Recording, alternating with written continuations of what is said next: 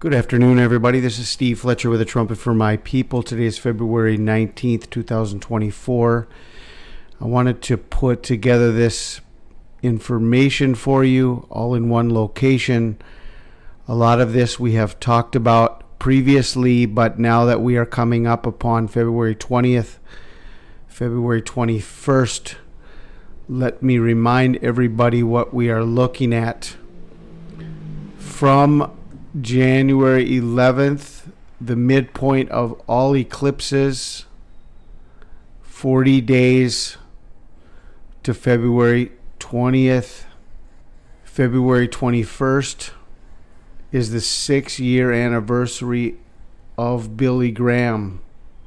If we look at the asteroid Esther that has been on the head of Virgo for some time now, it is going to be leaving the head of Virgo starting now. It is stepping away from Virgo. So this is the last time frame that the asteroid Esther is going to be crowning Virgo. After February 20th and 21st, this asteroid is going to be going away from the head of Virgo, and this will no longer apply. So this sign brings us to February 20th, February 21st. On the Torah calendar, February 21st is the fast of Esther. On February 21st, it's the fast of Esther. So we have a biblical connection to this sign, this asteroid Esther that was named after the biblical character of Esther. It's on the crown or on the head of Virgo, crowning Virgo. And so on the Hebrew calendar, it's the 12th day of Adar, which is the 12th month. So the Hebrew date is 12/12, and on the Torah calendar, it's the fast of Esther connected to this sign. Very important information. Now, as we were looking at the January 11th midpoint of all eclipses, we also know that 2,598 is the number of Hanukkah or Chanukah. And so this sign can only be connected to one set of eclipses with a span of 2,598 days. So if we go from June 21st, 2020 to August 2nd, 2027, these two eclipses, which are both over Israel, are conjoined with the middle point on January 11th of 2,598 days. So if you add this to the fact that if we go forward 40 days from January 11th to February 20th, then we are connected by 1,260 days from February 20th to this last eclipse in this cycle, August 2nd, 2027. Both of these are given to us as biblical clues. First of all, this day, as being the 12th day of Adar, could be the day of our escape, and the tribulation begins the next day, because in Esther 9:1 it says, "Now in the 12th month, that is the month of Adar, on the 13th day of the same, when the king's commandment and his decree drew near to be put in execution, in the day that the enemies of the Jews hoped to have power over them, though it was turned to the contrary, that the Jews had rule over them that hated them." Esther 9:1 shows us that the annihilation of the Jews was planned for the 13th day of the 12th month of Adar. Okay, so this is the last day before the planned annihilation of the Jews, the 12th day of Adar.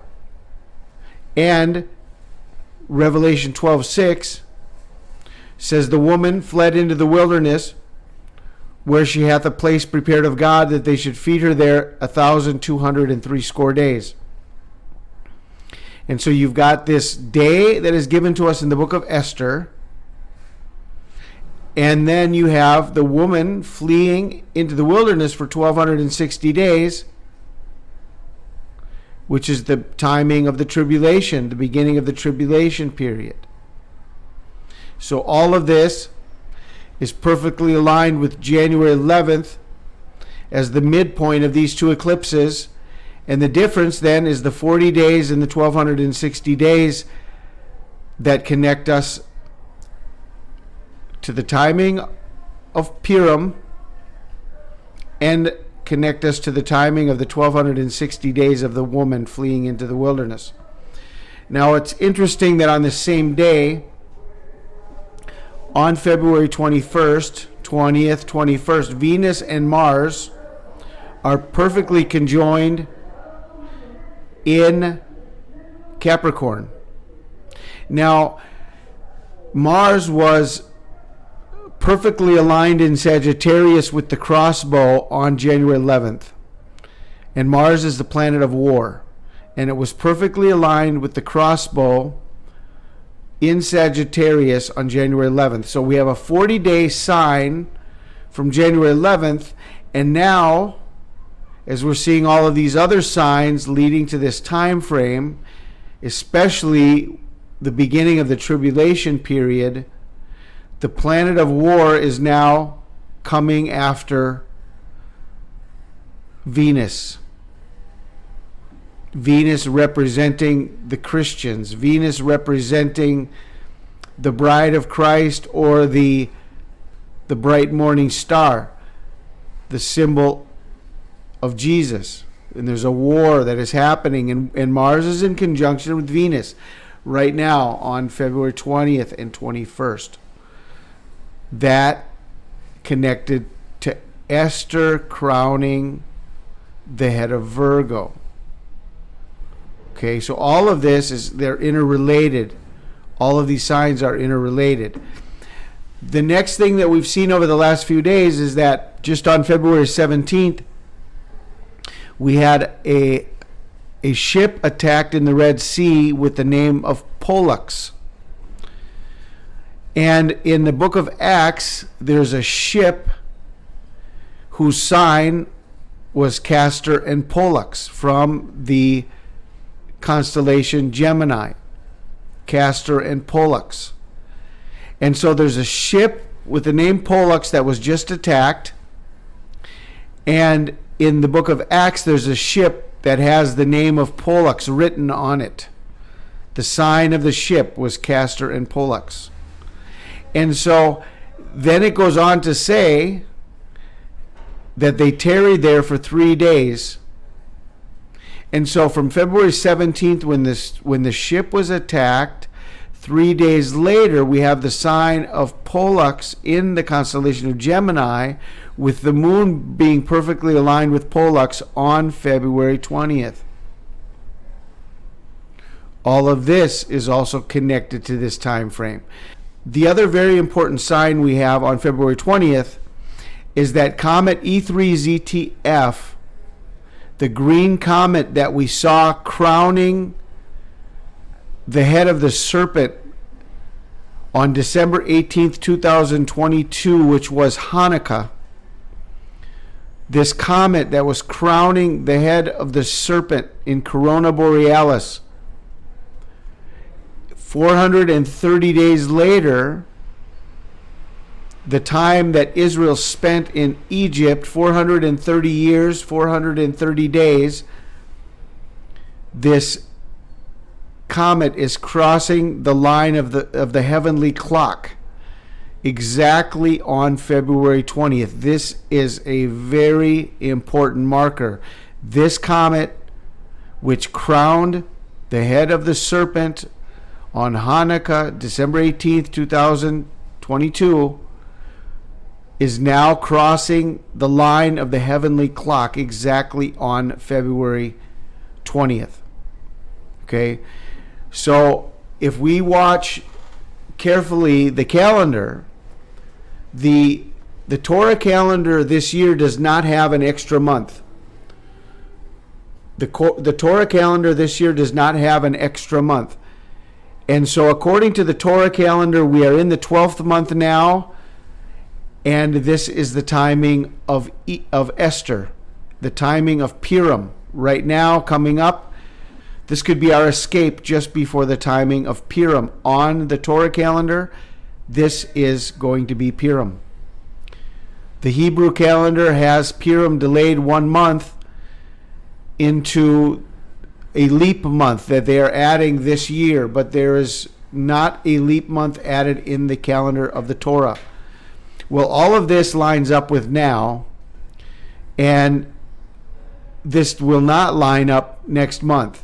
The other thing that does not line up next month is that the asteroid Esther will not be on the head of Virgo any longer. It'll be way up here into the constellation of Leo.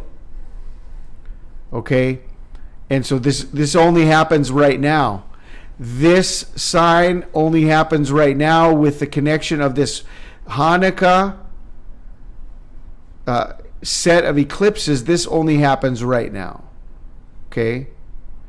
And this there's no way that this can be a coincidence, that this tanker was just hit with the name of POLLUX, and it's all connected here by 3 days to February 20th. Okay. Was Billy Graham a sign for the church? Remember when Billy Graham died, he died on the same biblical date as the death of Moses. This is a very important aspect of the death of Billy Graham. He died on Adar 6, which is the day that Moses died. And that represented an end of a generation. And Joshua then was the one that was going to take them into the promised land. Is Billy Graham a sign for the church? So all of these signs are adding up to a very high watch for Rapture on February 20th, 21st, 2024. I wanted to just share all of this with you. I pray you are all blessed. This is Steve Fletcher with the trumpet for my people, the sign of his coming revealed. Millares,